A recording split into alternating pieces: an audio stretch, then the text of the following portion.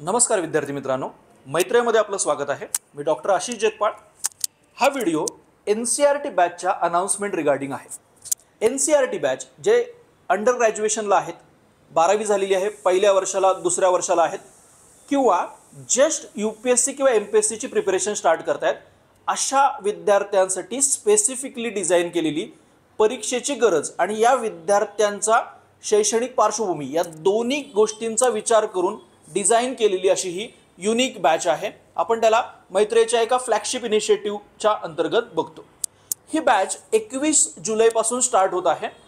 साधारणतः 1 वर्षाचा या बॅचचा कालावधी असेल।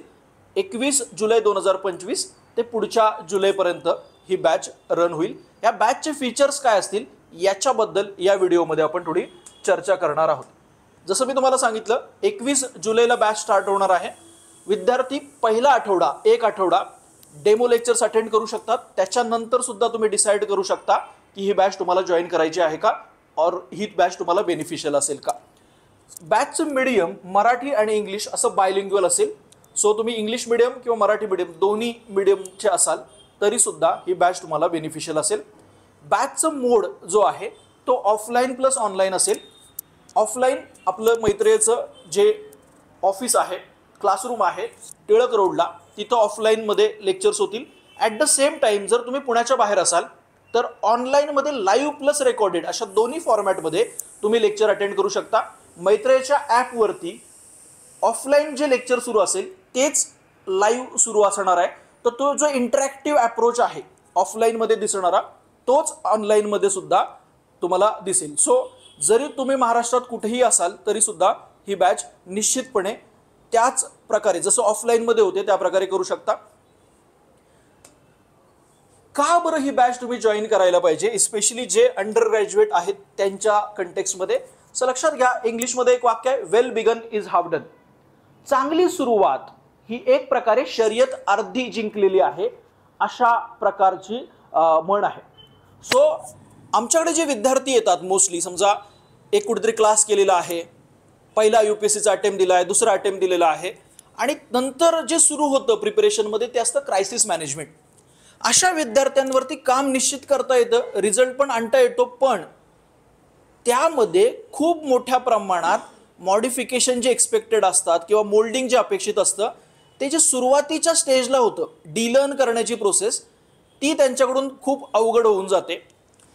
मग सुरुवातीचा जो प्रिपरेशनचा भाग आहे की पहिला वर्ष वाया गेलेला आहे, दुसरं वर्ष वाया गेलेलं आहे, ते वर्ष पण पुन्हा आणता येत नाही। तो टाईम आणि तो गेलेला पैसा हे सुद्धा परत आणता येत नाही। त्या कंटेक्स्टमध्ये तुम्हाला प्रिपरेशनमध्ये सुरुवातीपासूनच जर प्रॉपर डायरेक्शननी जायचं असेल आणि आपल्या त्या डेस्टिनेशनला लवकर पोचायचं असेल तर ही बॅच निश्चितपणे तुम्हाला मदत करेल। सो आणखी एक असं म्हटलं जातं की स्ट्रॉंग फाउंडेशन, स्ट्रॉंग बेस जर असेल तर तुम्ही ग्रेट हाईट्सला जाऊ शकता। Strong foundation leads to great heights.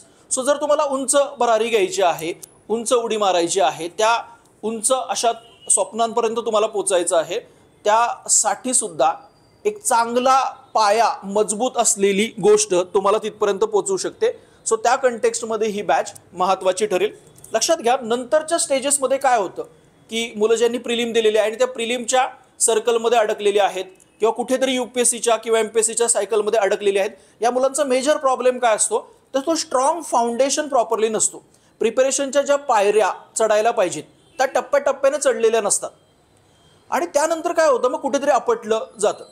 So conceptual clarity, संकल्पनात्मक स्पष्टता सुरुवातीच्या स्टेजला जर प्रॉपर असेल NCERT मधून आलेली तर निश्चितपणे तुम्हाला प्रिपरेशनमध्ये मदत होऊ शकते। सो त्या कंटेक्स्टमध्ये स्ट्रॉंग फाउंडेशन बिल्ड करणं आणि कन्सेप्च्युअल क्लॅरिटीवरती फोकस करणं हा आपला पर्पज असेल। UPSC आणि MPSC साठी महत्त्वाच्या असलेल्या सर्व NCERT थरोली आणि कॉम्प्रिहेन्सिव्ह पद्धतीने कव्हर केले जातील। लक्षात घ्या, जरी ह्या बॅचचं नाव आपण NCERT बॅच असं दिलेलं असलं तरी एक प्रकारे NCERTच्या पलीकडे जाऊन सर्वंकष पद्धतीने तो विषय कव्हर होतो। त्यामुळे मोस्ट ऑफ द मुलांच्या कंटेक्स्टमध्ये आम्ही असं सांगतो सुद्धा की NCERT बॅच केल्यानंतर तुम्हाला ऑप्शनलची बॅच सोडता दुसरी कोणती बॅच लावण्याची गरज पण नाहीये। विद्यार्थी स्वतः सेल्फ स्टडी करून तो मेन्सचा सिलेबस कंप्लीट करू शकता, इतकं थरो अंडरस्टँडिंग तुमचं होतं। किंवा मोस्ट ऑफ द मुलांच्या कंटेक्स्टमध्ये काय होतं, NCERT वाचलेल्या असतात, जस्ट गो थ्रू केलेल्या असतात, पण त्याचा रिलेव्हन्स एक्झामशी काय, एक्झामशी त्याचे लिंकेजेस कसे डेव्हलप करायचे हे कळलेलं नसतं. सो हे कसं करायचं की दिलेली गोष्ट, छोट्या छोट्या गोष्टी, याचा एक्झामशी संबंध काय, परीक्षेत त्याची युटिलिटी काय हे समजायचं असेल तर या बॅचचा तुम्हाला निश्चित उपयोग होईल आणि पहिल्या डेमो लेक्चर्समध्येच तुम्हाला ती गोष्ट निश्चितपणे क्लिअर सुद्धा होईल. त्याच्यानंतर या बॅचचं मेजर वैशिष्ट्य काय आहे की बघा, UPSC किंवा MPSCच्या ज्या परीक्षा आहेत, खास करून MPSCची जी आता नवीन डिस्क्रिप्टिव्ह पॅटर्नकडे चाललेली वाटचाल आहे, MPSC आणि UPSCच्या या पॅटर्नमध्ये फक्त तुमच्याकडे कंटेंट असणं अपेक्षित नाहीये, तुमच्याकडे माहिती असणं अपेक्षित नाहीये, तर काही कौशल्य तुम्ही आत्मसात केलेलं असणं अपेक्षित आहे. जसं की लेखन कौशल्य आहे, आकलन कौशल्य आहे, इव्हन रीडिंग स्किल सुद्धा आहे. या सगळ्या कौशल्यांचा विकास ॲट द सायमल्टेनियसली पॅरलली होणं खूप अत्यंत गरजेचं असतं. मोस्ट ऑफ द मुलं खूप मेहनत घेतात, खूप मोठ्या प्रमाणात, म्हणजे असं असतं की 12 तास 13 तास 14 तास अभ्यास करत असतात पण यश मिळत नाही, कारण त्या मेहनतीला कौशल्याची जोड नसते. सो या बॅचमध्ये आपला फोकस काय असेल, आन्सर रायटिंग स्किल इन्हान्समेंटवरती भर असेल. तुम्हाला थॉट प्रोसेस तुमची डेव्हलप करणं, विचारशक्ती, वेगवेगळ्या बहुआयामी दृष्टिकोनातून कशा प्रकारे विचार करता येईल, मल्टी डायमेन्शनल थिंकिंग ज्याला म्हटलं जातं. सो तुम्हाला इथं मैत्रीचे विद्यार्थी पण दिसतील जे रायटिंग करतायत. लक्षात घ्या, एक्झामला जे अपेक्षित आहे त्याला आपण आपल्या प्रिपरेशनचा इंटिग्रेटेड भाग बनवतो. आपण जितक्या लेवलला आणि जितक्या प्रकारे लिहून घेतो, जितक्या टेस्ट लिहून घेतो, मी तुम्हाला ग्वाही देतो की आत्ता सध्या कुणीच तिथपर्यंत एक्झाम रिलेटेड तुमच्याकडून ती प्रोसेसिंग करून घेत नाहीये. सो त्या प्रकारचा रेडीनेस, एक्झाम रेडीनेस या बॅचमधून तुमच्यामध्ये येईल आणि त्यातून तुमचे जे झालेले कौशल्याचा विकास असेल त्याचा या परीक्षेला तर फायदा निश्चितच होईल, पण या 21व्या शतकासाठी अपेक्षित असलेली जी कौशल्य आहेत ती कौशल्य सुद्धा तुम्हाला आत्मसात करता येतील. त्याच्यानंतर आणखी एक वैशिष्ट्य या बॅचचं असेल जे आपण यावर्षी पहिल्यांदाच इंट्रोड्यूस करतोय, ते म्हणजे CSAT फाउंडेशन. कारण आपण बघत आलेलो आहे की UPSCच्या गेल्या काही वर्षांमधला प्रिलिमचा निकाल बघितला तर मोस्ट ऑफ द वेळा मुलांना GS मध्ये, जनरल स्टडीजमध्ये खूप चांगले मार्क्स येतात, पण प्रॉब्लेम कुठे होतो तर तो होतो CSAT मध्ये. 66 मार्काची जी इलिजिबिलिटी आहे CSATला ती मुलांना कॅटर करता येत नाही, इतकी UPSCची डिफिकल्टी वाढत चाललेली आहे. साधे बेसिक रिडिंग कॉम्प्रिहेन्शनचे प्रश्न सुटत आहेत, मॅथ्स, रिझनिंग, लॉजिकल रिझनिंग याचा तितका विकास झालेला नाही. या सगळ्या कंटेक्स्टमध्ये नंतर त्याच्यावरती काम करण्यापेक्षा आत्तापासूनच त्याच्यावर काम केलं तर मेजर हर्डल तुमचा हे होईल. आणि अंडर ग्रॅज्युएशन किंवा प्रिपरेशनची सुरुवातीची स्टेज हे स्किल आत्मसात करण्यासाठी एक अत्यंत चांगला वेळ आहे. ह्याच रिडिंग कॉम्प्रिहेन्शनचा किंवा CSATचा फायदा अल्टुगेदर तुमच्या ओव्हरऑल प्रिपरेशनला होतो, कारण रिडिंग कॉम्प्रिहेन्शन तुम्हाला UPSCच्या मेन्समध्ये लागतं प्रश्न अंडरस्टँड करायला. UPSCच्या इथिक्सच्या तुम्ही केस स्टडी बघितल्यात तर 500 शब्दाच्या केस स्टडीज आहेत. मग आपल्याला एक्झाम हॉलमध्ये फास्ट तितकं रीड करून त्या केस स्टडी कॉम्प्रिहेंड करणं हे सुद्धा स्किल आहे. सो त्या ओरिएंटेड CSAT फाउंडेशनचा निश्चितपणे तुम्हाला फायदा होईल. त्याच्यानंतर फक्त ज्या NCERT आहेत तिथपर्यंत आपण रिस्ट्रिक्ट राहणार नव्हे, त्याच्या पलीकडे बऱ्याच गोष्टी आपण एक्सप्लोअर करणार आहोत. मी तसंच मला मगाशीच सांगितलं की तुमची थॉट प्रोसेस अल्टिमेटली डेव्हलप होणं, तुमची विचारशक्ती डेव्हलप होणं हे या बॅचचं पर्पज असेल. जसं की जय कृष्णमूर्ती म्हटले होते की शिक्षकाचं किंवा शाळेचं, कुठल्याही शैक्षणिक संस्थेचं काम हे विद्यार्थ्यांनी काय वाचावं यापेक्षा विद्यार्थ्यांनी कशा पद्धतीने वाचावं, कशा पद्धतीने विचार करावा, एकदा त्यांना ते समजलं की ते स्वतःहून तितके सक्षम होतील पुढच्या सगळ्या अभ्यासाच्या दिशेने. सो त्या दृष्टीने एक बुक क्लबचा इनिशिएटिव्ह, म्हणजे ज्याला आपल्या सोसायटीने, आपल्या मेनस्ट्रीम एज्युकेशनच्या सिस्टीमनी अवांतर असा शब्द दिलाय.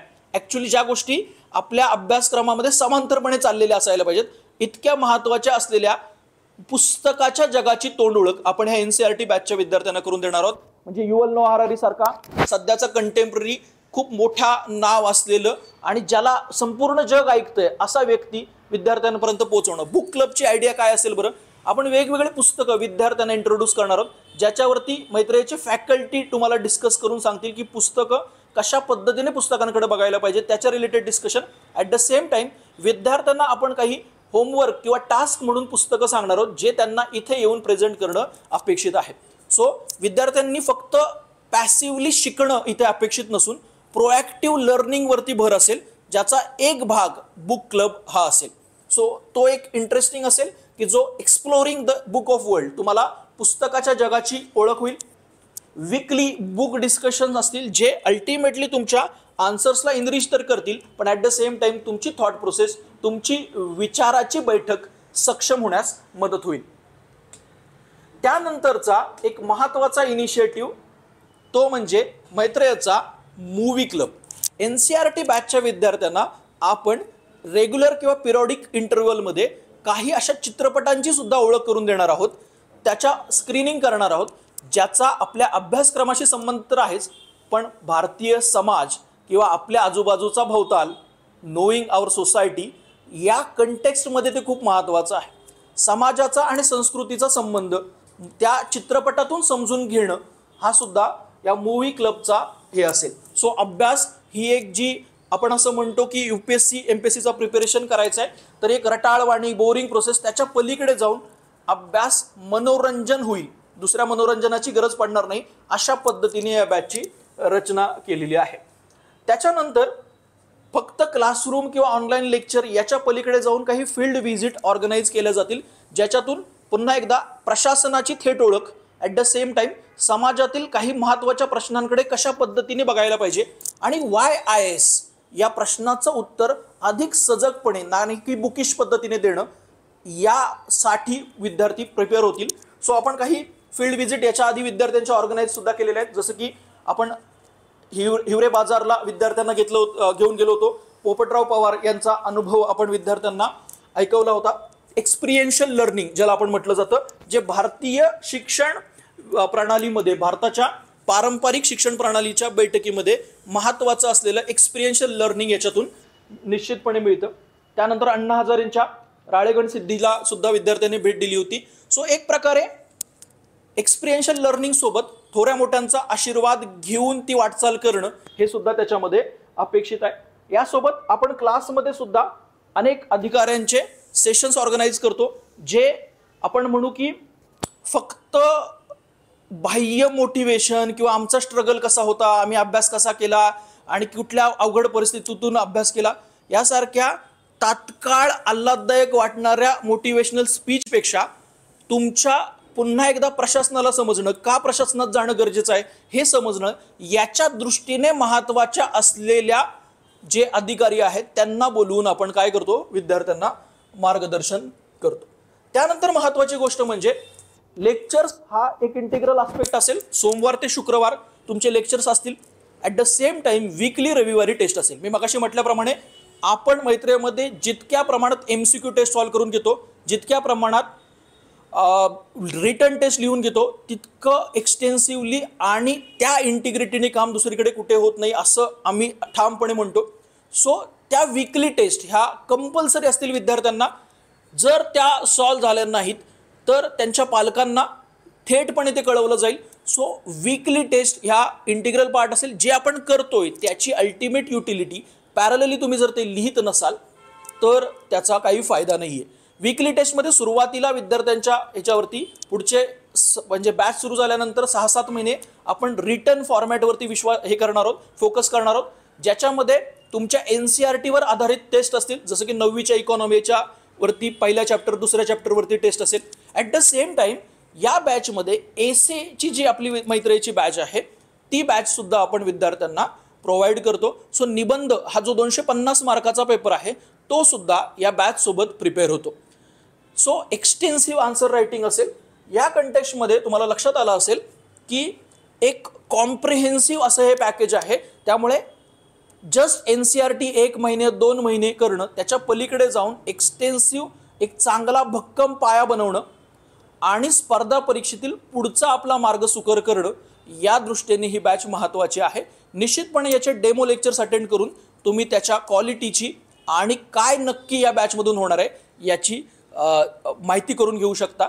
तो 21 जुलैपासून निश्चितपणे मैत्रेच्या या इनिशिएटिव्हचा घ्या. तुम्हाला कोणत्याही प्रकारचे प्रश्न असतील तर डिस्क्रिप्शनमध्ये दिलेल्या नंबरवरती तुम्ही संपर्क साधू शकता. जसे की बॅचचे टायमिंग्स असतील, बॅचचे फीज असतील, याच्याबद्दल तुम्हाला त्याच्यामध्ये माहिती दिली जाईल. धन्यवाद.